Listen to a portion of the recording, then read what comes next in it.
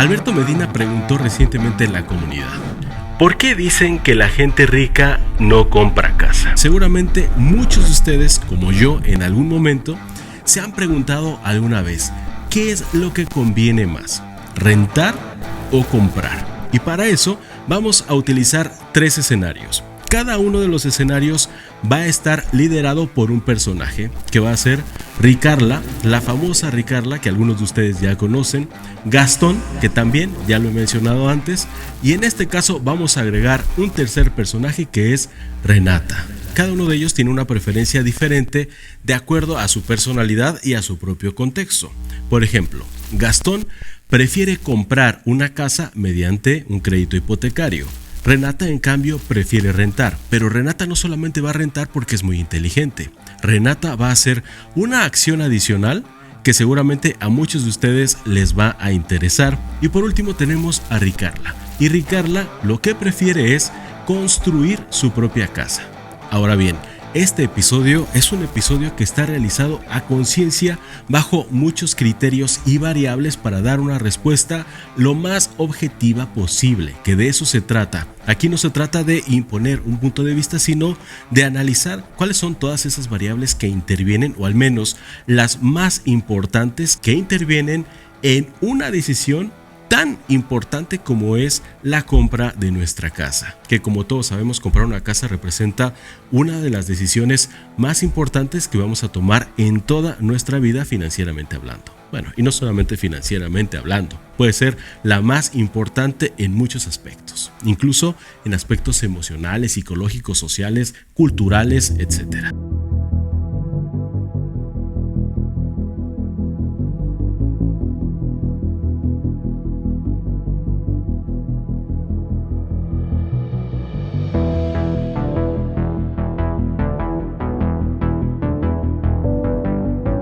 Estás viendo en tu pantalla una tabla que incluye las variables que consideré para realizar este ejercicio. Para los datos de todas estas variables, consideré los promedios. Veamos primero la opción de comprar. Y la variable número 1 es el tamaño de la casa. En México, el tamaño promedio es de 116 metros cuadrados. La inflación promedio es del 4%. El precio promedio de la propiedad es de 2.816.844.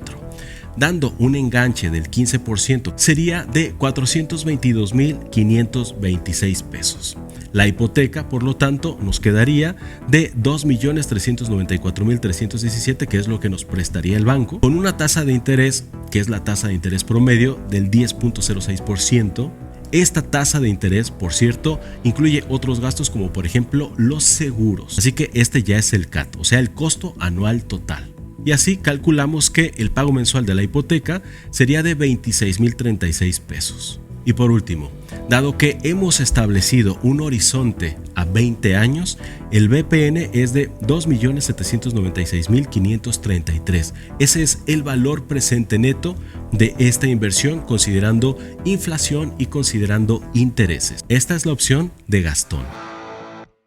Ahora vamos a ver la opción preferida de Ricarla, que es la de construir su propia casa. Los metros cuadrados son los mismos, 116 metros. La inflación también es la misma. El precio promedio de la propiedad también lo pusimos igual que si la compraras hecha, porque hay tantas variables cuando uno desea construir que te puede salir o más barato, 20 o 30% más barato, o te puede salir 50, 100, 200% más caro, dependiendo de los materiales que tú elijas, incluso de los acabados que tú elijas. Por eso nos vamos a ir a un estándar.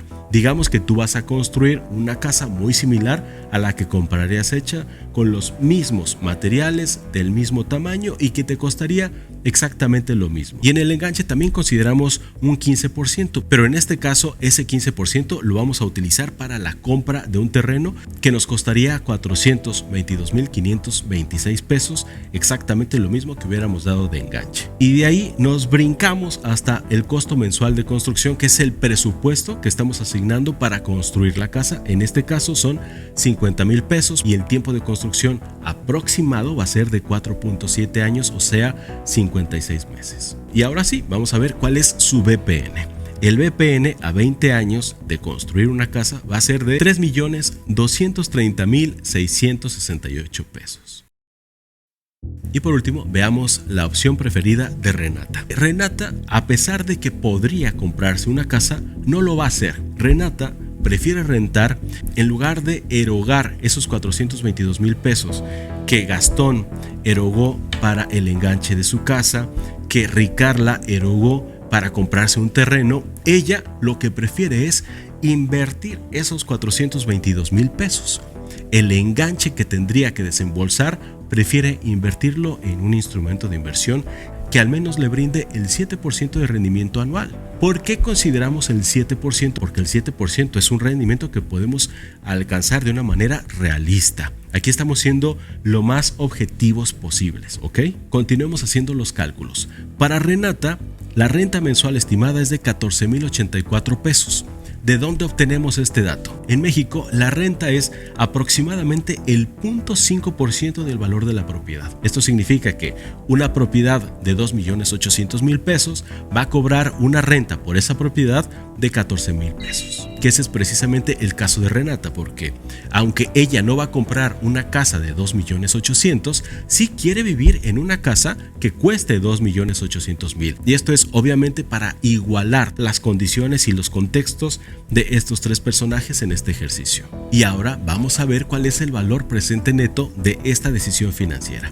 Pues el BPN de rentar y de invertir los 422,000 pesos que le sirvieron a Ricarla para comprar un terreno y le sirvieron a Gastón para dar el enganche de su propiedad, ella prefirió invertirlo con rendimientos del 7%, menos la inflación, nos da un valor presente neto de 2,135,850. En este caso, las conclusiones son que en México construir una casa es la opción más rentable. Después le sigue comprar y por último, rentar e invertir sería la última opción, la opción menos favorable debido al monto de renta estimado. Por lo tanto, una vez que tenemos ya el resultado del BPN para construir, para comprar con hipoteca y para rentar e invertir lo que daríamos de enganche o lo que usamos para comprar un terreno, ya que tenemos estos tres BPNs, podemos concluir que para México la mejor opción financieramente hablando es construir. Después le sigue comprar con hipoteca y la tercera opción termina siendo la menos favorable, que es la de rentar e invertir esos 422,000 pesos con rendimientos del 7% anual. Ahora piensa en lo que hacemos muchísimas personas, que es simplemente rentar y ni siquiera invertimos lo que podríamos dar de enganche, simplemente rentamos. Ahí sí podemos asegurar que ese dinero que estamos aportando pues no nos brinda ningún beneficio adicional más que el de habitar un espacio. Pero ojo, en lugar de estar ahorrando al rentar, podrían estar malgastando su dinero. Decidida a comprar una casa, María ya hizo una oferta. Lleva varios años rentando un departamento y dice que no quiere seguir pagando la casa de otro. Voy a pagar 1,150. Tiene 3 recámaras y donde rento de 2 recámaras, 2 baños y pago 1,650. Este edificio que ves a mi espalda está ahorita rentando un departamento de una recámara por alrededor de $1,800. Sin embargo, hay otros lugares aquí cerca donde si compras una propiedad más grande y más cómoda, vas a tener un pago mensual similar. Y ahora tú sabes que procuro ser lo más objetivo posible. Esto solo sirve como un punto de vista más. El que importa es el tuyo, que por cierto, si lo quieres compartir acá abajo, sensacional. Acuérdense que de esa manera nos enriquecemos toda la comunidad. Entonces, si se trata de concluir algo, de ninguna manera yo podría decirte ahora mismo, sí, lo mejor es construir una casa para todo mundo. La verdad es que esto no es así. ¿Por qué? Porque todas estas variables pueden cambiar. Y si nosotros cambiamos una sola de estas variables, ya el resultado del BPN puede ser totalmente diferente. Por ejemplo, la inflación o por ejemplo, los rendimientos que vamos a obtener a cambio de nuestra inversión. Para este ejercicio yo contemplé el 7%. Pero ¿qué pasaría si contempláramos el 11%, que es lo que nos brinda ahora mismo CETES y que es algo totalmente alcanzable? Pues si nosotros hacemos un ejercicio con el 11% de rendimientos, todo cambia. Haciendo este cambio, que es un retorno de inversión al 11%, para México rentar e invertir se convertiría en la opción más favorable siempre y cuando, y esta es una condición sine qua non, es decir, es una condición forzosa, se invierta cierto capital, que sería el capital que utilizaríamos para comprar un terreno o para dar el enganche de una casa. De lo contrario, esta condición no se cumple y rentar no sería la mejor opción. ¿Te fijas? Ahora esta es la mejor opción debido a todos los cálculos que ya hicimos. Cambiar una sola variable puede cambiar también las opciones, pero también esto puede cambiar totalmente si simplemente nos mudamos a otro país como por ejemplo España o a otro país como por ejemplo Estados Unidos. Allá la inflación es diferente y también las tasas de rendimiento son diferentes. Lo mejor es contemplar escenarios realistas que puedan obtenerse fácilmente por largo tiempo, en este caso por un periodo de 20 años. Y vale la pena hacer el ahorro para comprar, aunque sea algo modesto, pues las rentas siguen aumentando, mientras que si usted hace un préstamo a una tasa fija, va a tener el mismo pago permanentemente por muchos años. Entonces, ¿los ricos compran o no compran su casa? ¿Son dueños o no son dueños de sus propiedades? Bienvenidos a mi casa, ID. De acuerdo con la información disponible, un alto porcentaje de personas ricas son dueñas de la casa en la que habitan. I'm John Legend. I'm Chrissy Teigen. Welcome to our home. Welcome. En general, la propiedad de la vivienda es una característica significativa de la riqueza. I'm Amanda Seifert, and this is my New York City apartment. La residencia principal suele ser el mayor activo en los balances de los hogares.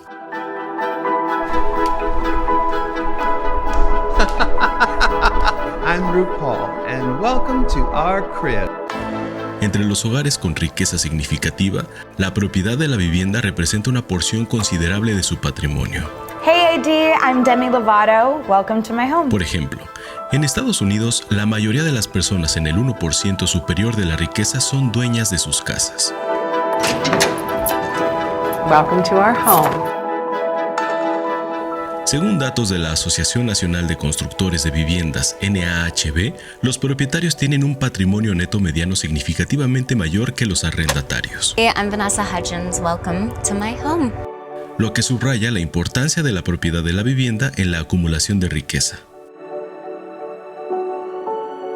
La tendencia es similar en otros países desarrollados. En muchos de estos lugares, la propiedad de una vivienda es una característica común entre los individuos del 1% superior de la riqueza. Hey, welcome AD. Come on in to our plaza apartment. En varios países europeos, la propiedad de viviendas es muy común entre los más ricos. Welcome to Aspen, Colorado. I'm Lance Armstrong. Come on into the house. Hey AD, it's Kendall Jenner. Welcome to my house. Come on El in. informe de Knight Frank sobre el umbral de riqueza para pertenecer al 1% superior en varios países muestra que, independientemente del país, la propiedad de vivienda sigue siendo una parte importante de la estrategia de acumulación de riqueza de los individuos más ricos. Esto se debe a que las propiedades inmobiliarias no solo proporcionan un lugar para vivir, sino que también actúan como una inversión sólida que puede apreciarse con el tiempo. Así que, como puedes ver, no es una respuesta fácil, no es una respuesta sencilla. Para realmente poder responder esta pregunta de ¿qué es lo que me conviene más? ¿Comprar, rentar e invertir o construir? Pues para responder esto tendríamos que analizar el caso persona por persona, individualmente, con tus datos reales, en dónde lo vas a hacer, cuál es la inflación, cuáles son los rendimientos que podemos obtener a largo plazo, cuáles son los instrumentos que tenemos disponibles ahora mismo, en dónde vas a hacerlo, dónde vas a vivir, qué es lo que te gusta a ti, tienes hijos, no tienes hijos, cuál es tu ingreso, durante cuánto tiempo consideras tener ese ingreso, puedes aumentarlo, en fin, son un montón de variables que necesitamos considerar y eso solamente lo podemos hacer de manera individual. No hay una respuesta mágica que sirva a todo mundo. Eso es totalmente falso. Si simplemente hacemos un ejercicio considerando puros promedios, promedio de inflación, de rendimiento, de metros cuadrados, etcétera, podemos tener, digamos, una aproximación a la realidad, que en este caso es que construir va a ser la mejor opción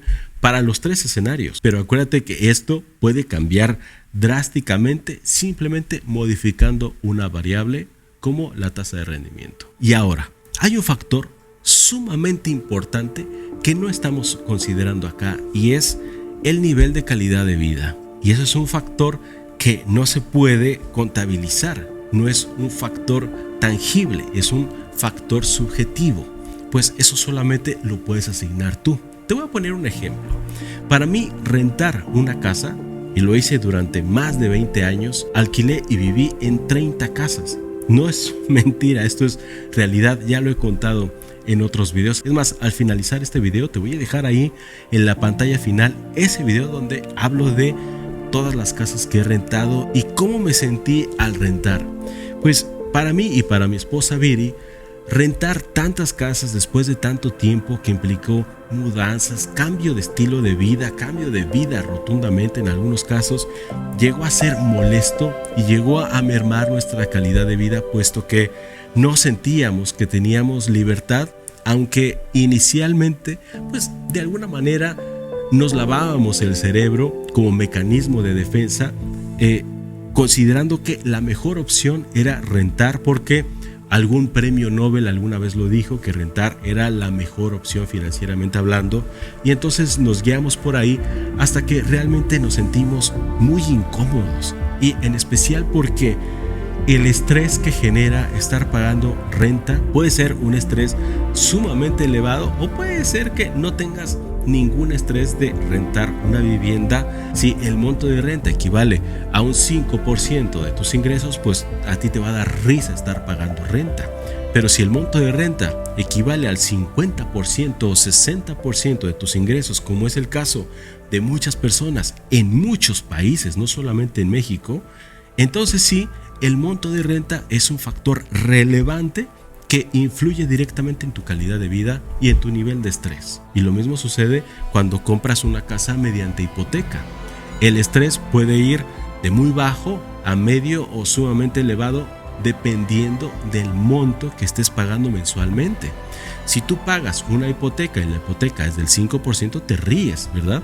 Pero si la hipoteca representa el 50, 60 o 70% de tus ingresos, que eso es algo sumamente común, cada punto porcentual adicional al 30% es un punto que se va directamente a tu calidad de vida, obviamente en negativo, porque lo estás incrementando en estrés. Más alto sea el porcentaje de tu hipoteca o de tu renta, más alto va a ser tu estrés para responder ante ese compromiso de pago. Y si tú firmas un contrato a 20 años, estás afirmando que tú vas a poder cumplir con ese compromiso de pago durante 2 décadas. Comprometerse a tanto tiempo también puede significar un estrés significativo en algunas personas. A lo mejor en otras puede ser sumamente ridículo porque la hipoteca es tan baja que se lo puede permitir con las manos cruzadas. Y también, ¿qué tan dispuesto estás en pagar el precio?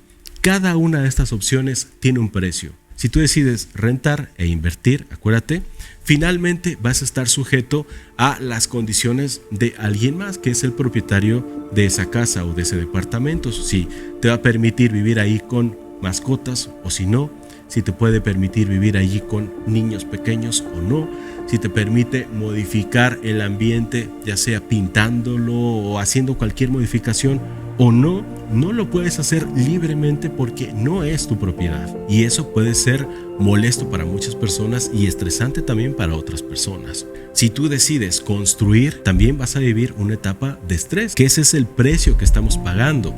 Pagamos un estrés temporal a cambio de después vivir en nuestra casa porque inicialmente probablemente estés duplicando gastos. Los gastos para rentar en algún lugar mientras estás construyendo tu casa, ya sea un cuartito y luego te vas a vivir allí, que de hecho es toda una estrategia, es todo un plan. Construir tu casa es una opción que tiene tregua, te permite descansar, porque si tú haces bien las cosas, tú puedes parar la construcción, parar la obra 1 mes, 2 meses, 3 meses, lo que tú quieras y no pasa nada, siempre y cuando hagas bien las cosas y siempre y cuando no estés obligado mediante un contrato con el constructor. Bueno, hay que hacer una estrategia legal y financiera que te permita llevar las cosas de una manera más tranquila, que es un tema que conozco, que me gusta, que disfruto, porque además estoy a 1 año de graduarme como arquitecto, cada vez tengo más información, incluso financiera, que ese es el tema que nos atañe acá.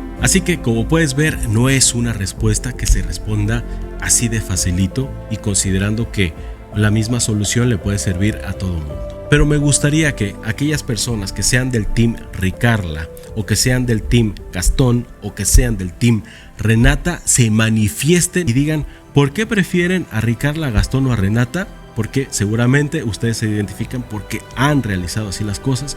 Coméntenos cómo les ha ido al comprar con hipoteca, coméntenos cómo les ha ido al rentar, comenten también cómo les ha ido al rentar e invertir en caso de que alguno de ustedes lo esté haciendo, y también comenten aquellos que han construido su casa, que son del team Ricarla, cómo les ha ido. Estoy seguro que acá abajo vamos a encontrar muchas historias inspiradoras y que además nos van a brindar muchísima información. Acuérdense que en comunidad podemos llegar mucho más fácil a la verdad. Les mando un fuerte abrazo y nos vemos en el siguiente episodio de Finanzas.